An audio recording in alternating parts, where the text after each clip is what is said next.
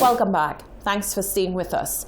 The Ministry of Health wants the public not to purchase a drug that some claim treats COVID-19. The Department of Health and Wellness would like to inform the public that the drug ivermectin is not approved for treatment of COVID-19, or neither can the drug prevent a person from contracting COVID-19.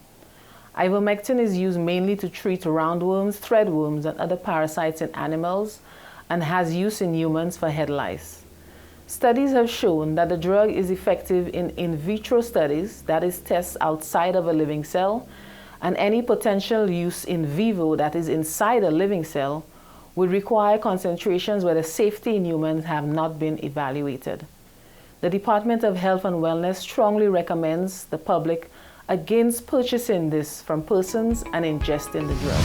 Peace officers, or COVID-19 wardens as they have been dubbed, are again coming under fire for alleged heavy-handed behavior as they deal with citizens. The latest incident occurred on Friday and has left vendors in uproar over the handling of the matter. In recent times, COVID wardens have come under fire for their handling of situations when dealing with citizens. 173 individuals were trained late last year to become COVID wardens to help ensure that people comply with existing COVID-19 protocols. A protocol which continues to be violated is the wearing of masks. On Friday, vendors along the Castries market were witness to one of their own being hauled away after some say he removed his mask momentarily. We were told that the wardens were coming around, so everybody should put on their mask. So he's a vendor and he's selling fish. So apparently they approach him to tell him to put on his mask. But a lot of the fellows, the mask that they have, you're speaking, it's not coherent. People cannot hear you properly.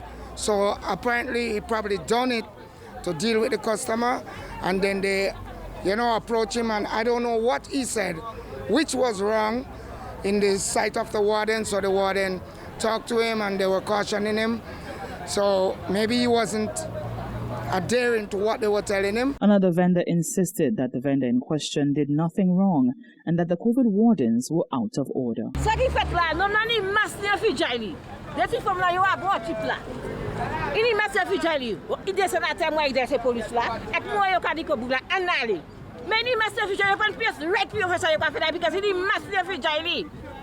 Exactly tout badi chez oui ya. Yo pas ni right pour yo faire ça. Si mon a pas pièce pas ça fichari ça dit, yo ça wete yo ça menyale mais il y a fichari.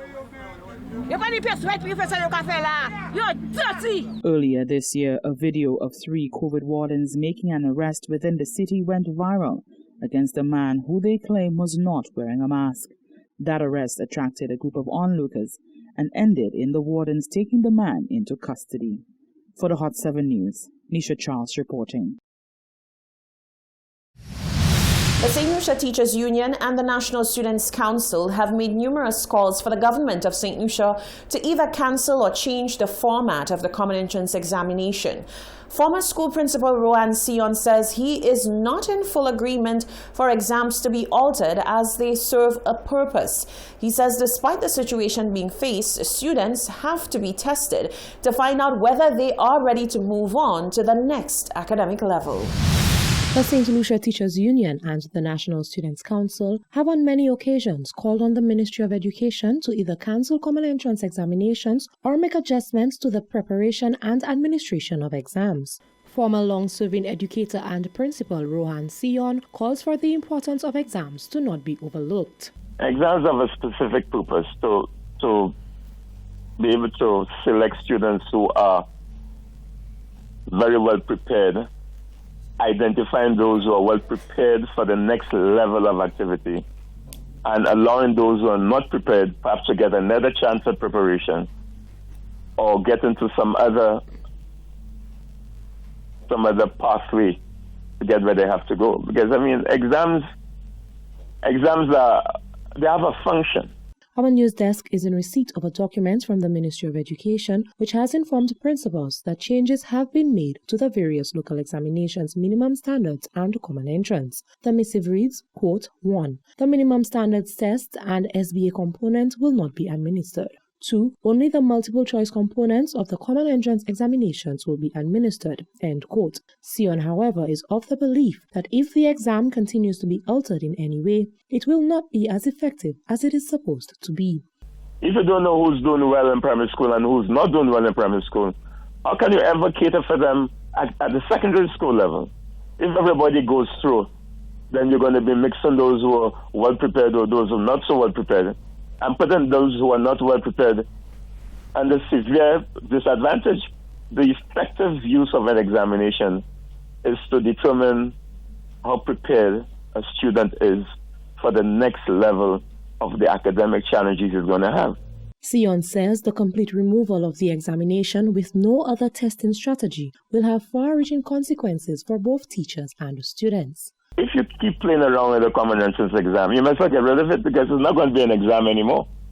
It will no longer be fulfilling the role for which it is designed.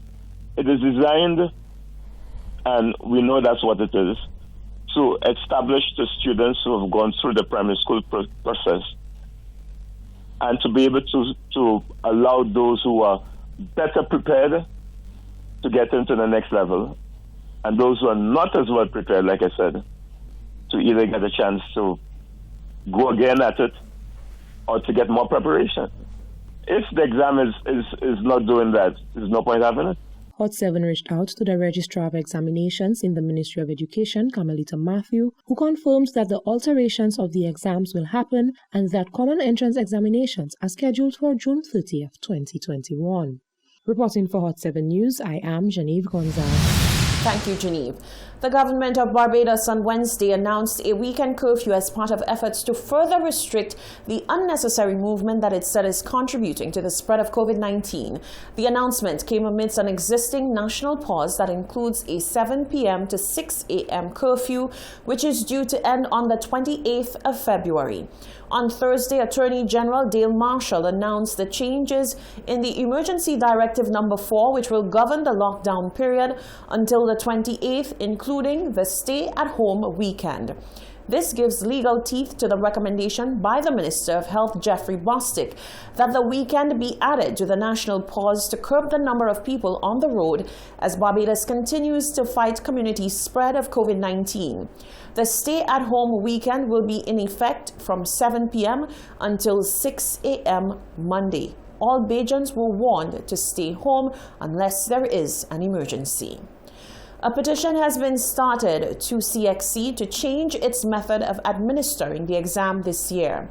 While many believe that special arrangements should be made so that students have the opportunity for success, one former educator says CXC has a reputation to uphold, and tampering with the exam like was done last year could once again lead to mayhem. With examination season around the corner, many students and teachers are wondering how exactly students are going to undertake this hurdle. Face-to-face instruction has been suspended from January 22nd, and students and teachers have had to make do with online learning. Many calls have been made to have CXC modify their exams to fit the situation students are being faced with. One teacher has taken up the task of petitioning the Caribbean Examination Council. One former educator, however, says CXC has a reputation to uphold. Former principal of the St. Mary's College, Rohan Sion, underscores that the format of original testing cannot be changed based on the situation in one country. CXC has to maintain some level of integrity for itself. CXC has long been recognized as one of the leading examination syndicates in the world. It's highly recognized, and they have their reputation at stake.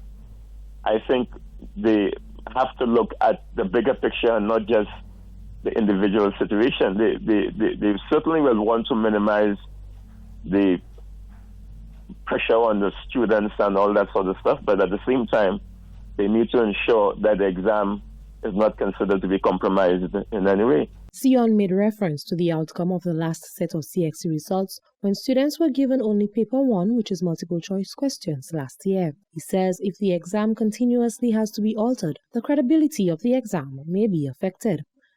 Last year, CXC only had the multiple choice exams and eliminated the long answer papers, with the argument being that it would require less presence in a room to answer multiple choice question paper than to have the long answer script where you have to sit down and write for 2 and 3 hours. That's part of the rationale for that. But it ended up with there being major criticisms of the validity of the exam. People were very uncomfortable with the results. They saw the results did not reflect the ability of the students. And remember the uproar there was? He says the onus is now on teachers, students, and other stakeholders to make the best of the circumstances presented. What they've done this year, which I think is a good thing, they've extended the teaching year by a whole month, because normally the exams would have started at the end of April. They think like the orals and things start in May, with April, May. This year is starting at the end of May and going into the actual written papers start in June, mid-June.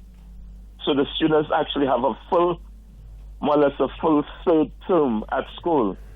Over the years, the fifth formers never had a third term. They would have just 2 terms in Form 5. At the end of the Easter break, they go back to school for about 2 weeks, and then that's it.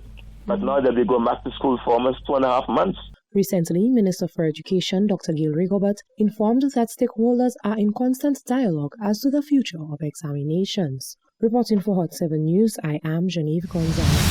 Ahead of the island's 42nd anniversary of independence, one evangelist is calling on citizens to join him in prayer and fasting for the country. Evangelist Brian Ogie says now more than ever, St. Lucia needs healing. St. Lucia will celebrate its 42nd anniversary of independence on Monday, February 22nd. While the country has made many strides over the years, the religious community has continued to call on government as well as citizens to play their part in stamping out the ills in society. Evangelist Brian Auguste is taking it one step further and is calling on as many people as possible to join him in prayer and fasting on Sunday. Our country is in crisis. It's a crisis that goes beyond the pandemic. And what I thought I would do is to go on a fast on Sunday, the day before the celebration of our independence, and go on a fast for my nation. That's what I feel I can contribute. So my invitation is to as many people as possible who would want to join me on that fast. Sometimes it's good to work silently, but this is one thing that we can't do silently. It's time that we go on our knees for all the situations in our country. We have so much obscenities all around. We have women being disrespected. We have so many things that are happening. We have an increase in crime and all of those things. This is the time that our nation needs healing. And one of the ways as a religious nation we can deal with the healing is to do a fast. So far, the island has recorded 6 homicides for this year, and the economic hardship brought on by COVID-19 leaves room for an increase in crime. Auguste says that all St. Lucians need to put their differences aside for the good of the country. I send invitations to as many people as possible, but I thought one of the best medium that I could use is the media to send that invitation for us to pray.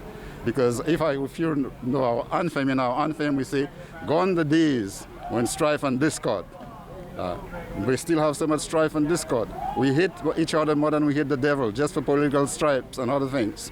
So I'm saying that it's time that we need to fast and ask for healing for our nation. Independence 42 is being held under the theme, A Resilient Nation. We can, we will. For the Hot 7 News, Nisha Charles reporting. You're watching the Hot 7 TV Nightly News. Stay with us. There's more news coming up after the break.